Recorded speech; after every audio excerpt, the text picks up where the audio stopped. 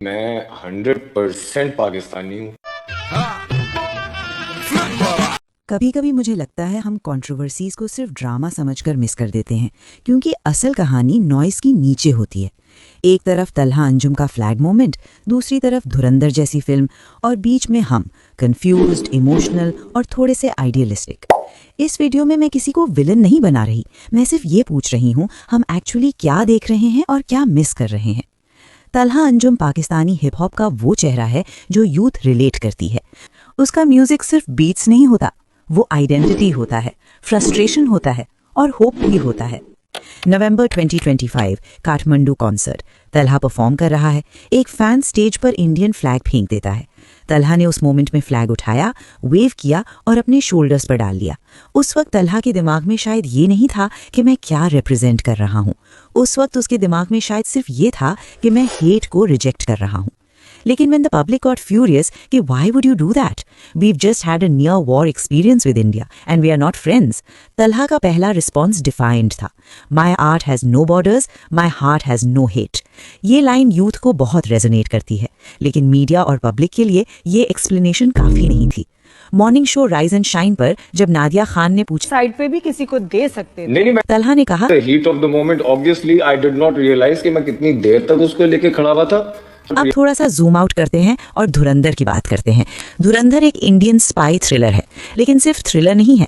इस फिल्म में कराची दिखाया गया है, लायारी दिखाया गया है और टेररिज्म को एक स्पेसिफिक लेंस से प्रेजेंट किया गया है। इंडिया में जब ये फिल्म रिलीज हुई, लोगों ने इसे सिर्फ मूवी की तरह नहीं देखा। उनके लिए ये उन अटैक्स की याद थी जो उनके कलेक्टिव मेमोरी का हिस्सा बन चुके हैं। वो एक इंडियन पर्सपेक्टिव से बनाई गई फिल्म है और उसने ऑडियंस को कंफ्यूज नहीं किया कि हम सिर्फ आर्ट दिखा रहे हैं। तलहा का मोमेंट और धुरंधर की फिल्म यहाँ पे हमें डिफरेंट पर्सपेक्टिव्स शो करती हैं। धुरंधर ने एक साइड चूज की, तलहा ने साइड चूज नहीं की। और साउथ एशिया में, स्पेशली इंडिया पाकिस्तान कॉन्टेक्स्ट में, साइड चूज ना करना भी एक पॉलिटिकल एक्ट बन जाता है, चाहे आपका इंटेंट पॉलिटिकल ना हो। तलहा ने जो कहा वो इमोशनल और ह्यूमन था, लेकिन धुरंधर जो दिखा रही है वो कैलकुलेटेड और स्ट्रेटेजिक है। ये डिफरेंस समझना बहुत ज़रूरी है। यहाँ से सॉफ्ट पावर का कॉन्सेप्ट आता है, और ये वो चीज़ है जिसको हम अक्सर लाइटली ले लेते हैं। सॉफ्ट पावर का मतलब होता है कि आप गन्स या बॉर्डर्स के बगैर अपनी इन्फ्लुएंस बिल्ड करें। आप कल्चर के ज़रिए, सिनेमा के ज़रिए, म्यूज़िक के ज़रिए और स्टोरीज़ के ज़रिए लोगों के दिमाग में एक इमेज क्रिएट करें। हॉलीवुड को देखें, अमेरिका को बहुत से लोग डेमोक्रेसी और फ्रीडम के साथ इसलिए एसोसिएट करते हैं क्योंकि डेकेड्स से उनकी फिल्म्स और शोज ने ये नैरेटिव बिल्ड किया है। कोरिया को देखें, के पॉप और के ड्रामाज ने एक पूरी जेनरेशन को कोरियन कल्चर के साथ इमोशनली कनेक्ट कर दिया है। टर्की को देखें, टर्किश ड्रामाज ने मिडिल ईस्ट और साउथ एशिया में टर्की की इमेज ट्रांसफॉर्म कर दी। Bollywood, OTT platforms, international festivals और ग्लोबल डिस्ट्रीब्यूशन, ये सब टूल्स हैं सॉफ्ट पावर के। धुरंधर जैसी फिल्म्स सिर्फ बॉक्स ऑफिस के लिए नहीं होती, ये एक ब्रॉडर कल्चरल कॉन्वर्सेशन का हिस्सा होती हैं। पाकिस्तान का अर्बन एजुकेटेड यूथ अक्सर ये मानता है कि इंडिया के साथ इमोशनली ओपन होना, पॉलिटिक्स से ऊपर रहना और नेशनल सिंबल्स को लाइटली लेना एक प्रोग्रेसिव चीज़ है। इंटेंट बुरा नहीं होता, लोग हेट से बाहर निकलना चाहते हैं, लेकिन प्रॉब्लम तब शुरू होती है जब हम ये अज्यूम कर लेते हैं कि दोनों साइड्स सेम चीज़ कर रही हैं। इंडिया अपनी सॉफ्ट पावर को स्टेट लेवल सीरियसनेस के साथ ट्रीट करता है। नैरेटिव्स एक्सीडेंटली नहीं बनते, स्टोरीज कैजुअली स्प्रेड नहीं होती और सिंबल्स कभी रैंडम नहीं होते। तलहा ने जो किया वो शायद इंसानियत के लेवल पर सिंसियर था, लेकिन सिंबल के लेवल पर हैवी था।